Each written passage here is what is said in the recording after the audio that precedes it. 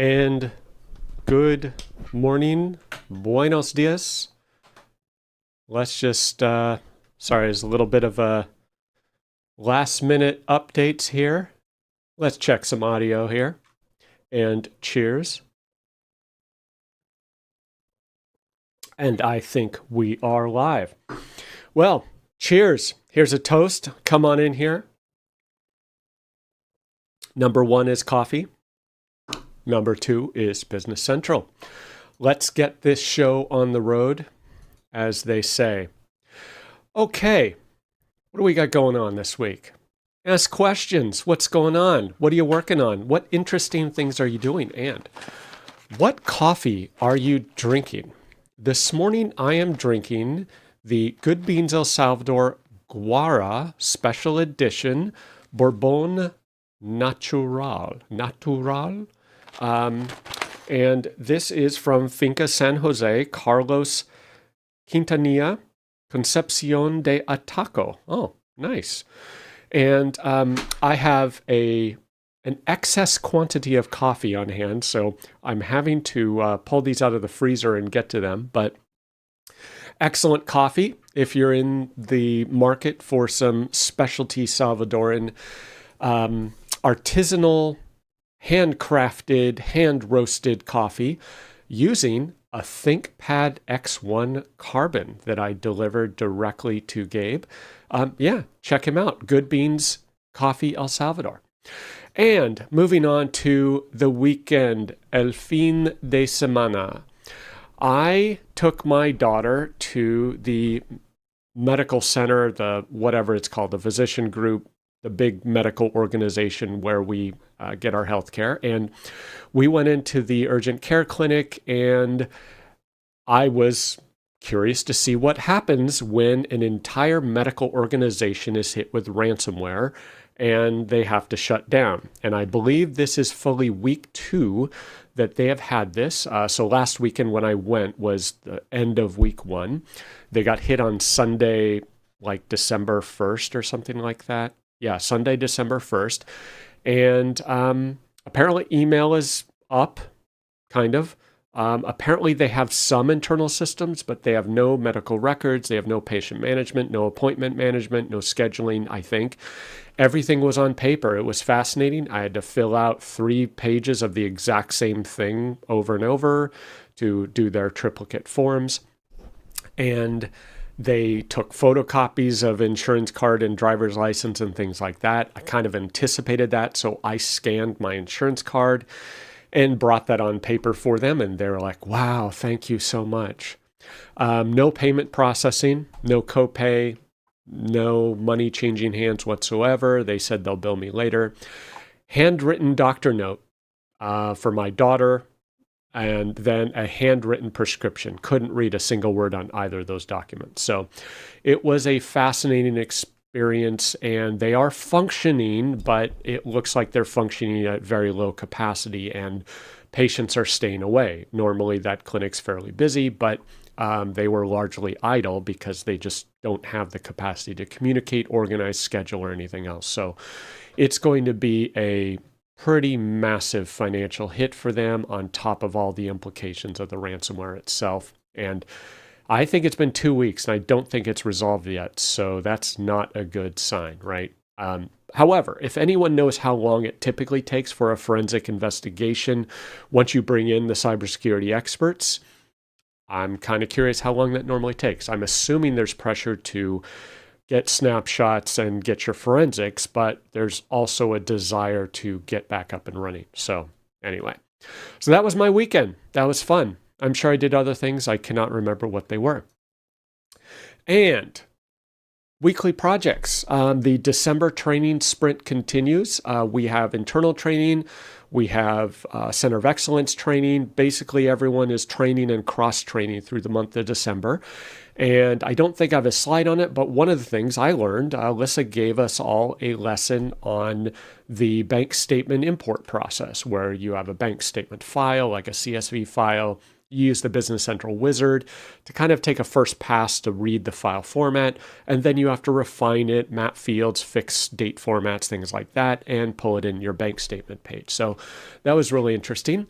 And we also attended a customer conference this week, which more on that. So that was fun. Oh, hold up. I already see I have a slide malfunction. Un momento. Okay, I think I'm good. Where are we here? And so on Monday, Lunes, this is pretty funny. I kind of hear my phone go off. It's 6:30 a.m. and I see a text message and it says, "Who's bringing the webcam and mic?" And I'm like, "Who is this? What are you talking about? What is it? Why? Like, is this spam? What?" And I'm half awake or barely awake. And I realize that I have to get on a plane and take a flight. I had completely forgotten that I was supposed to fly somewhere on Monday to do something. I'm like, oops. So that was entertaining. I don't normally do that. Normally I'm pretty aware of flights because planning and I get all stressed out about it, but I just completely forgot about this flight on Monday. So I said, what? And they found that entertaining, apparently. So fortunately, I have a great flight crew. They warmed up my private jet, gave it a good wash, and I invited 140 of my closest friends. And fortunately, my flight was around noon. So I did make it, and excellent flight crew. Need to work on the snacks, but And I learned that when a massive runway is being serviced, some poor guy has to stand there all day and literally hold a sign that says slow. I'm not quite sure who that sign is for because I'm not sure an aircraft is going to slow down from this guy. We're literally taxiing past runway with the first runway, having to take off on the second runway. And hilariously, a guy has to just stand there at the end of the runway with a sign that says slow. I did not know that. So they are apparently cleaning the runway. There's like a big old street sweeper type of thing. And he has a slow sign. So that was great. Cool. And I did arrive at my destination. I arrived on time. I met my two excellent colleagues, and I apologize for the blurriness, although in my case, it's probably a good thing. So I met Tanya and Alyssa at the undisclosed location for our big event. We flew in on Monday, and the event was on Tuesday. And so we had a great time. It was cold. There was snow, and I live in Los Angeles. It is nearly impossible to have the clothing to prepare for snow and 17-degree weather. So that was interesting. But we had a great dinner, had a great strategy session. It was a fantastic time. And on Tuesday, the reason we flew up there, and I forgot about my flight, was we had a year-end mini conference, and we had about 25 customers attend, and it was both in person and virtual. And you can see the little webcam I set up there on the stand. You see my dynamic microphone. So I was the AV guy. So I apparently was the one who was supposed to bring the microphone and webcam. Fortunately, I had them. I thought I had taken all of my webcams to El Salvador. I found one in a pile, so it worked out fortuitously. So that was great. Had basically a full day of training, overview, reminders, 1099 discussions, year-end stuff, lots of Q&A with the customers. Great to meet customers that we hadn't actually seen, but had worked with for, 3, 6, 12, 18 months. So that was really nice. So that was a great event, had a good time. And then I flew home on Tuesday night, got home around 9, something like that. So it was a busy Monday and Tuesday. And this was an odd week. While I am traveling, I'm in the back of the car. Fortunately, Tanya drove in the snow, and I get these weird calls. I'm like, who is calling me? And I keep hanging up. It's because it's a call on my cell. I don't take any calls on my cell. And it's just like 4 or 5 calls nonstop on my cell. And I'm like, whatever. Ignore those. And then I get an email. And it turns out that this is a data breach ransom. And I was like, huh. And the voicemails were the attacker, who apparently claims to have gigabytes of data. And I'm like, okay. And hello, Steve. My name is Jake. I'm calling in regards to stolen private confidential blah, blah, blah that belongs to you, screenshots, files. Let's resolve this problem peacefully. And they give a Gmail address. So I apparently have a front row seat to a data breach doxing ransom process. Now, what's a little odd about this is it's not my data. It's not my company. I somehow got CC'd on this attacker's emails. It's a little scary in that they have my name, they have my cell phone number, and they have my email address. So I'm clearly on a list, but it's not my data. I don't know who this is. Now, yeah, interesting. So I'll see if any further communications occur, but I'm basically watching this apparent ransom process unfold. Now, this could all just be a scam, but like, why send me someone else's data and then claim that they demand a ransom if they know it's not me? So very, very strange. So yeah, in addition to the medical group, I'm now getting a firsthand view of how this works. Now, it is unbelievably sloppy and amateurish, right? It's like this just rambling ransom note, just nonsensical. Like, get an editor, folks. Really, like cut it down. Just it's really bad. Very poor communication. But apparently they have a customer service desk, so there's that. Anyway, so that was interesting. Wednesday, miércoles. I got a ThinkPad back. Oh, I took it upstairs. So I had sent off Jocelyn's ThinkPad. It's a X1 Carbon Gen 9. It is the second one that has died. And in this case, it wouldn't turn on. You push the power button, nothing happens. It would appear to charge. So that charging circuit appeared to work, but something else on the board appeared to have failed and it wouldn't turn on. So second X1 Carbon Gen 9 motherboard to fail.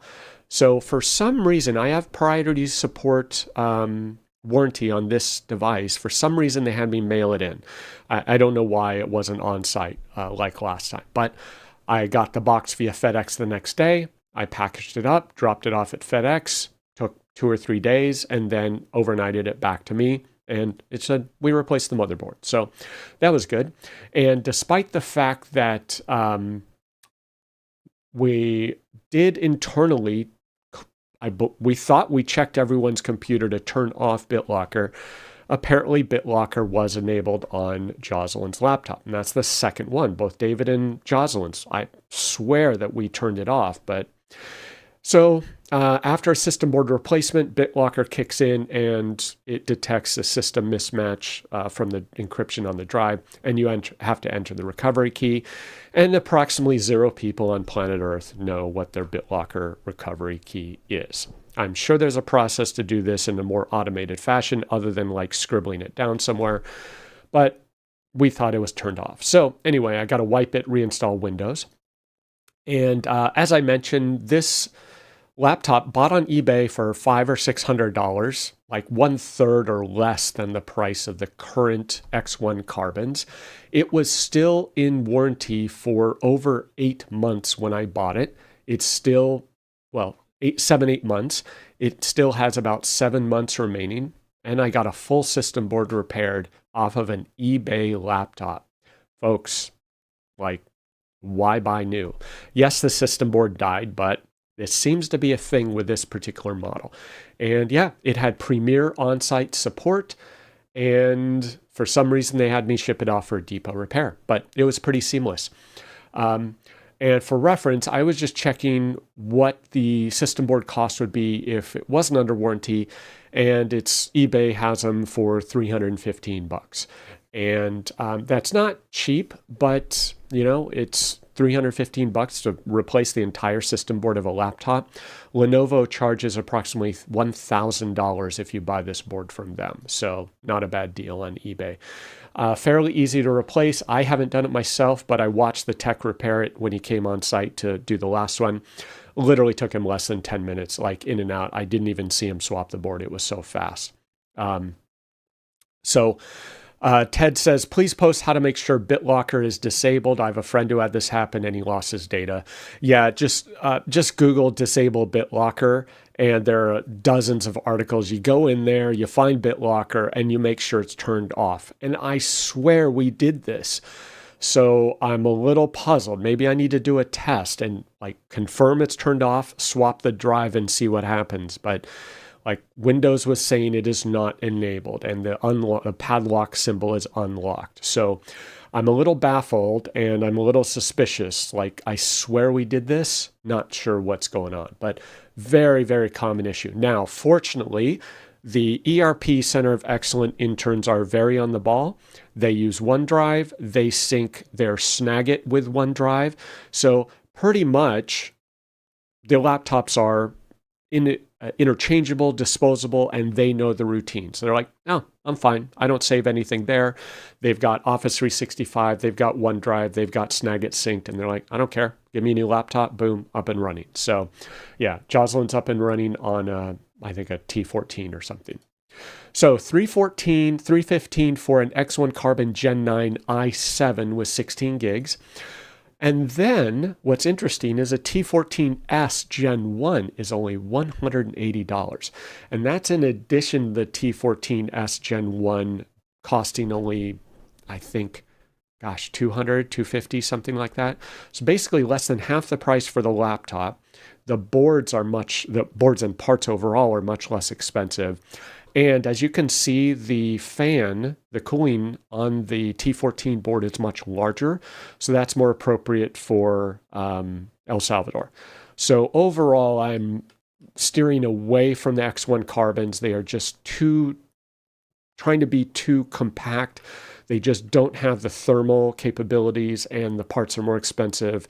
Basically, they're just more of a hassle. And if they're less reliable, for what I need at least, we're steering towards the T14S, which I learned T14, T14S, different models. I am liking the T14S much better. And I had a customer email us, we had a customer email us and saying, our auditors need the Business Central SOC report. And Tanya says, say what? Fortunately, I kind of knew what this was because I'm kind of a geek. And I'm not an expert in SOC reports, but I at least know what they are. So I had to look this up because I didn't know. She says, we need the Business Central SOC report. It's like, okay, first time I've looked for it. So here is your schooling on a Business Central SOC for auditors, financial auditors, system auditors, whatever. You go to servicetrust.microsoft.com. So this is called the Service Trust Portal. You can just Google this, or you can go to viewpage/SOC. And so this is the System and Organization Controls SOC report page. And SOC is apparently an audit process, not mandated, but prescribed by the AICPA. I believe that's a U.S. organization. And so these reports provide an audit of organizations that provide information system as a service to other organizations, aka Microsoft SaaS. So Azure, Office, Dynamics, you name it. And any other SaaS provider should also have these. So once you go to servicetrustmicrosoft.com and view the SOC reports, there is a list, and they're reverse chronological order. And there are numerous reports, and the naming is not very user-friendly. They're a bit cryptic. But I found them by searching Dynamics 365, that's the overall umbrella, and really it's Azure and Dynamics 365 and online services, and usually a few other things sprinkled in, like public and government or Germany or whatever. And there are 3 reports that you can find on there. There's a SOC 1 report, SOC 2 report, and you guessed it, a SOC 3 report. Now, they need a new marketing person because these names are not very meaningful for those of us outside of this cloistered SOC auditor world. SOC 1 report, my understanding, is kind of a higher level preliminary review. SOC 2 report is a more detailed review. And then there's a SOC 3, which is a marketing brochure for SOC 2.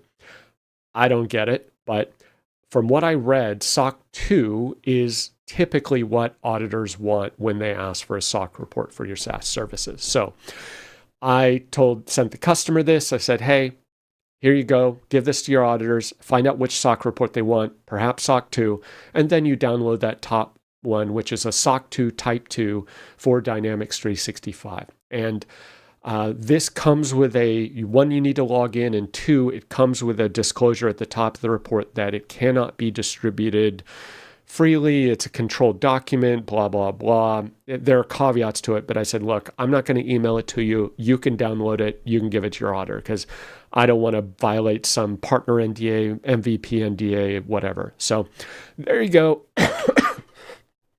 You do need to have a Microsoft Online Services login to access these. It's basically a really long document that doesn't appear to say much, and it just lists all of the products and services that were included in this SOC review. So I don't know what the value is. I couldn't find much detail. It's not like a pen test report. It's not a security analysis report. It appears to be a very high level, just saying, yes, we comply. Here's the 97 Microsoft products that are under this umbrella. So, moving on, upcoming events, próximos eventos. We have Color Cloud, April 24th and 25th in Hamburg, Germany. And Dynamics Con conference, no longer called Dynamics Con Live, it's just called Dynamics Con now, May 13th through 16th in Chicago.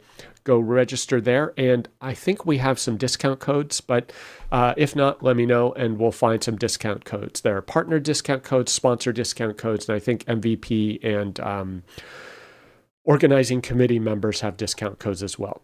I'll try to get that by next week. Dynamics Mind Conference is May 26th in Slovenia. If you're in the neighborhood, check it out. I hear it's a great conference. And then we have the Summit NA road shows. These are January and February. However, make sure to go to the website, double check the dates, register, and get on the list because I have seen some of those dates change. So, Thursday, Jueves. It was 45 degrees at 6:30 in the morning when I did my morning walk, and I learned that I look absolutely horrible at 6:30 in the morning when I go for a walk. So that was my educational session. But on the upside, I don't have to look at me. You do. So lo siento. And then after I did my walk,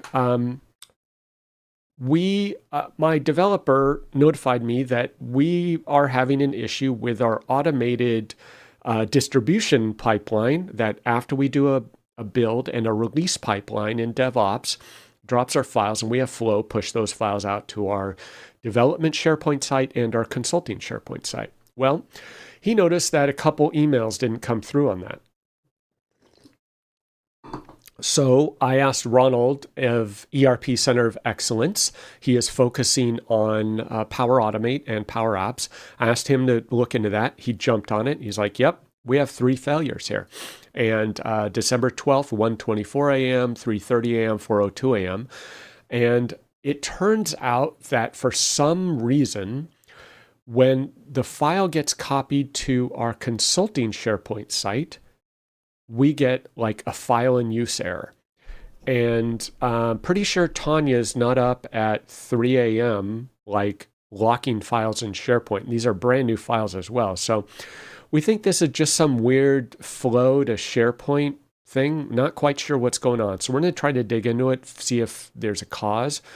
But it works most of the time. It just doesn't work sometimes. So there's some type of file write issue going on. So he's going to look into that. And more fundamentally, he's going to add error handling, error collection, and include error notifications in the email. So it'll say, hey, I was able to copy to the dev site. I was not able to copy to the consulting site. Check it out because there's an issue. And then continuing on the whole cyber security nightmare, I am getting these constant fake or fraudulent, I don't know what they are, emails apparently from PayPal. Apparently they are legitimate emails from PayPal, but they're fraudulent money requests. And so it's accept your money that we're trying to send you. You owe this person money, and here's a reminder, and it's like these constant nags. And then here's an invoice. So very strange, these come kind of in waves. I've noticed like you get certain type of spam or certain type of scam or phishing emails or whatever. So I'm the lucky recipient of this barrage of PayPal scams. And as far as I could tell, it is a legitimate PayPal email. We have a DKIM pass, DKIM signature, paypal.com. So, but of course, it's being sent to an on Microsoft.com demo environment. And this is a thing Microsoft is well aware of, is abuse of these Azure demo environments. And it's going to an email address on Microsoft, which is just a distribution list to spam. So basically, PayPal is sending it on Microsoft, which is leveraging that platform to spam. So kind of clever, like kind of obvious, but clever, I guess. And I recently saw this is kind of in the hype category, I think. Oasis security research team discovers Microsoft Azure MFA bypass. And I'm thinking, whoa, that's pretty impressive. But okay, there's more. Once you read the article, as my title says, it's a TOTP MFA bypass.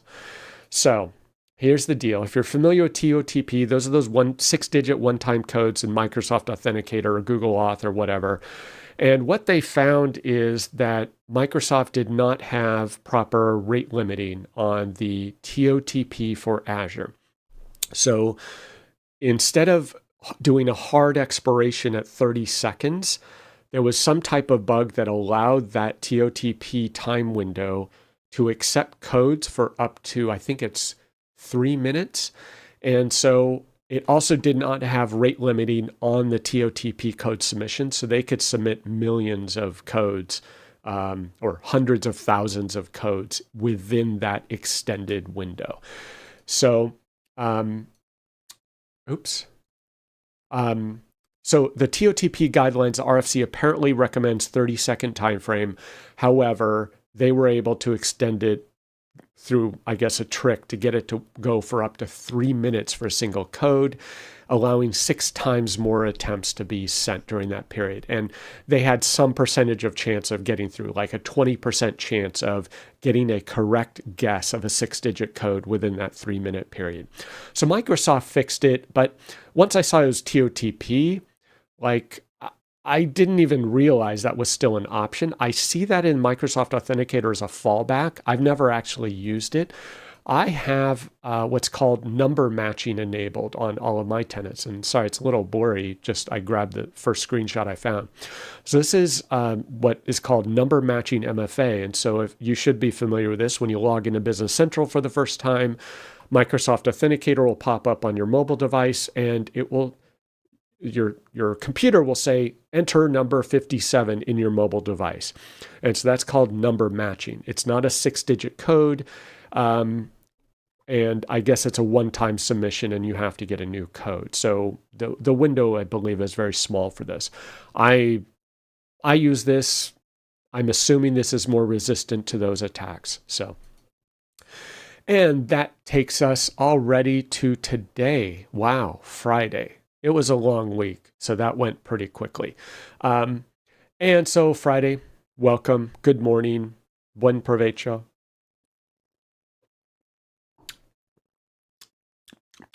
Good. Um, and I believe we have a customer call later this morning. Uh, I have a project, not computer or anything related, but I need a drone in order to take some photos and videos. So, based on a quick search, based on low cost drones, I found that there was this drone called the DJI Neo, and I think it's like $200. Previously, drones were pretty darn expensive, so I wasn't about to buy one and I really didn't have a use. So I'm going to give this a try. I would call it a fully autonomous drone, at least in the base mode.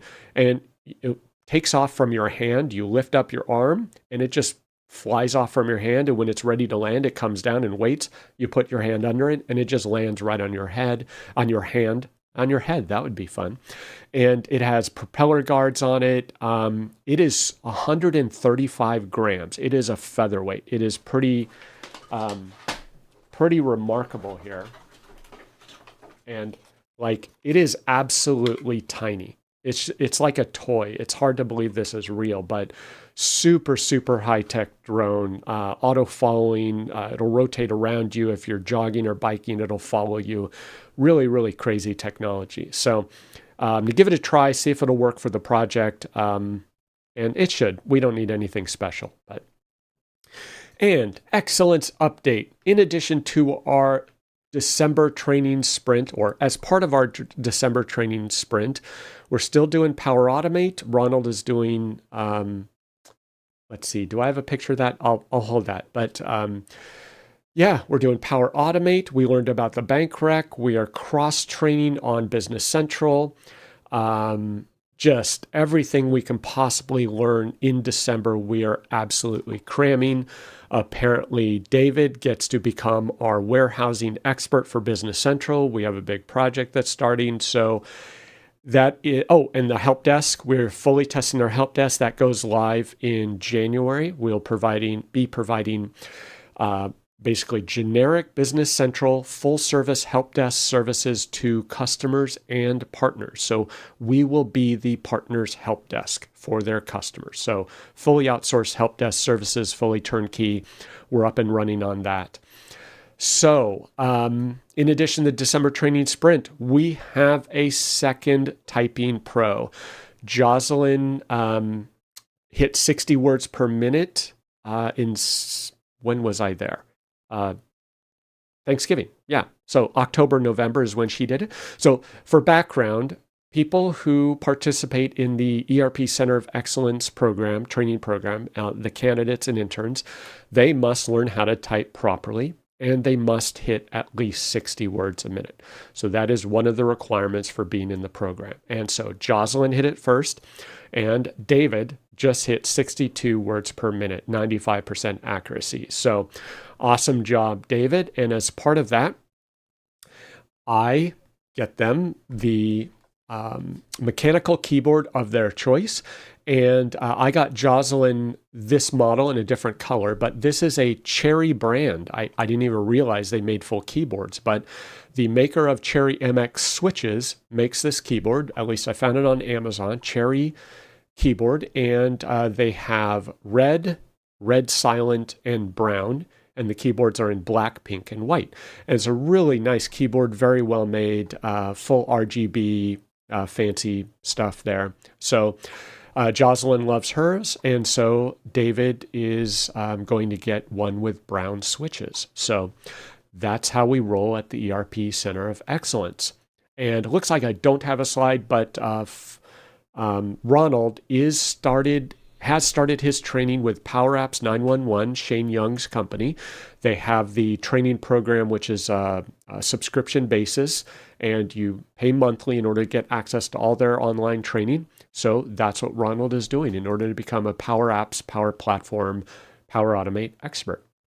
And today, Feliz Navidad is the Christmas Carnival. And what is the Christmas Carnival, you might ask, Steve? Well, when I was there in September, I guess. No, it was for November, actually. So this is a satellite photo of Berlin. And if you go in the upper right corner there, there's a little yellow square. Well, it turns out that is the soccer field where David plays soccer. That's his team soccer field. And so he drove us down there he drove me down there to see what that looks like. I was very interested. And so there I am with David on the soccer field with his team. And we went and checked it out to see what was going on, what that was like, and learn about soccer in Greater Berlin. And it turns out that around that soccer field, and I believe it is this community there, I need to find out exactly what this is. It's an area that they call a canton. And so this is Canton El Coyolar. And he told me a little bit about that community, and they use the soccer field, and there's a school nearby, things like that. And what is very notable for me is around this soccer field, it is literally tin shacks. And so they will have a couple of corrugated tin walls, a tin roof, and maybe some plastic sheeting or tarps or something for an outer wall. And that is literally the housing around that field and in the area. And food is a pile of sticks burning on the ground. That is the campfire. And so it is a striking experience to see firsthand. So definitely what we would call poverty, certainly by U.S. standards, extreme poverty. But there are apparently roughly 180 to 200 kids in this area. And so I saw a post by someone else in El Salvador that has an amazing charity program where he's building a farm, and he's got millions of dollars flowing in to build a community program in El Salvador. And one of the things he did was have a toy drive. So I was like, that is a brilliant idea. So I talked to David and Jocelyn, and in 3 days, they put together a Christmas carnival for Canton El Coyolar, 180 kids, toys, clowns, balloons, and the clown even does fuego. I don't know what that looks like, but that was an upgrade. You can do balloons or you can do fire. I said, we got to have fire if we're going to hire a clown, right? I mean, when in El Salvador. And we have Christmas piñatas, which you'll see. We have toys for all of the kids, a huge box of toys Jocelyn took care of, ordered 3 days later, done, music, and a bunch of kids. So they pulled this off in less than a week, and it is going on right now in El Coyolar on the soccer field in El Salvador, sponsored by ERP Center of Excellence. So there is, I literally just got these photos before I went live. That's why I was finishing things up. So we have a poor gingerbread man who's about to get pummeled with a stick. That's piñata number one. And then that is a group of chairs there, the people of the community. They had to rent a truck to get all the stuff down there. Like, they didn't even ask me. They're like, done, handled. They took care of everything. Really amazing crew that I have down there. And so, yep, that's the community, parents, families, kids. And this is a blurry video, sorry, of the kids waving and saying hi. And they're about to get some presents and have some fun. And there is poor Santa who is about to get piñated. I didn't think that through. I was thinking like a Christmas tree or candy cane, but they went with the sympathetic gingerbread man and Santa Claus. So we may have to work on our PR there. But yep, piñatas. Kids love piñatas. And that is the crew in the black shirts. It is ERP Center of Excellence crew, and also the English Academy Scholarship recipients. They all helped. And so they all got Christmas hats, and they're having a fun time with the kids. And yeah, so really fantastic event that David and Jocelyn and the rest of the crew organized. So fantastic time down there. And I just got a new update. I have live updates. We're doing it live, folks. Here. So here we go. Snagit editor. This is, right, is this coming through? Sorry. This is David and his son there. So they're having a great time. Look at that. They got speakers and music. I'm kind of blown away. So they pulled this off in less than a week. So really fantastic time there in Canton El Coyolar. So, Feliz Navidad.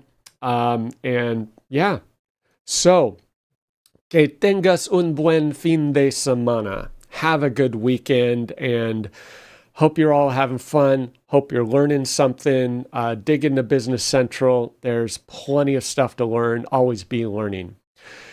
And yeah, I think I'm going to go collapse because it has been a long week, starting with my flight that I forgot about on Monday. And I think I have a couple calls coming up, but the crew after the carnival is going to go out to lunch. So our calls are canceled for today. So yeah, have a great time, everyone. Have a good weekend. And what was that again? Que tengas un buen fin de semana. Okay, have a good one. Talk to you later.